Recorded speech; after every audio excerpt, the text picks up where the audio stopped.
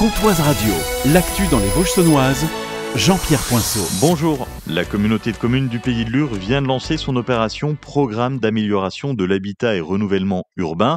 OPA et rue, si on veut faire simple, c'est sur le centre-ville de Lure. Sandrine Schramm est chef de projet Petite Ville de demain à la communauté de communes du Pays de Lure et l'OPA et rue est un enjeu important pour la Comcom. C'est une action prioritaire dans le cadre de Petite Ville de demain et de la politique, mais également par rapport à la politique d'attractivité, d'amélioration de l'attractivité de notre territoire mené par la communauté de communes du Pays de Lure pour ramener des habitants au centre-ville et au territoire alentour.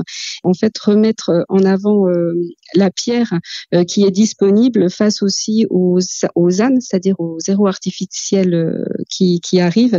Il faut vraiment optimiser sur l'existant, le remettre dans le parc de logement et inciter à revenir à notre centre-ville pour après, bien sûr, entamer une synergie en matière économique, commerciale, de l'habitat, du tourisme. Donc, c'est un cercle vertueux, en fait. L'objectif de l'OPA et rue est simple. Rénover des logements décents, mais également de permettre de réduire les factures énergétiques parce qu'on a identifié que en fait il y avait beaucoup de passoires énergétiques, on va dire, de remettre aux normes niveau électricité. Donc c'est aussi pour les personnes habitant déjà dans des logements d'avoir des logements un peu plus qualitatifs et bien entendu remettre le parc de logements vacants et indignes également parce qu'il y en a certains qui sont qualifiés d'indignes sur le marché pour faire revenir les habitants au centre-ville. Pour les propriétaires, c'est un investissement qui vaut le coup. Pour les propriétaires, jouer les jeux, ça serait pour eux faire des économies déjà sur leurs factures, puisqu'il y a un diagnostic préalable.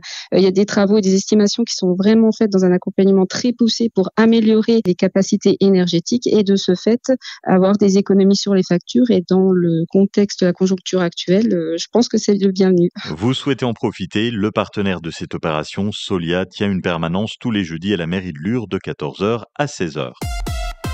À Kers, entre Luxeuil et Lure, une aire de covoiturage va bientôt voir le jour, portée par la communauté de communes du Triangle Vert. Ce projet représente un investissement de 90 000 €.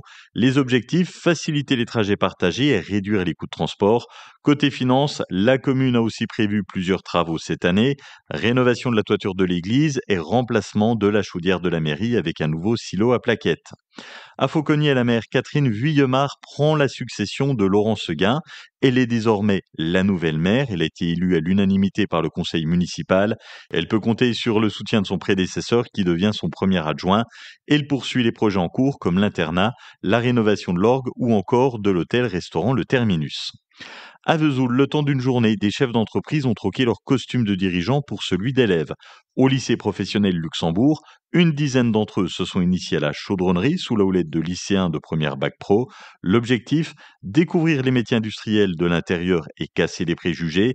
Après une rapide initiation, les patrons se sont essayés au montage de pièces et même à la soudure. Une expérience enrichissante des deux côtés, les élèves ont pris confiance en leurs compétences, tandis que les entrepreneurs ont découvert un savoir-faire qu'ils ne soupçonnaient pas.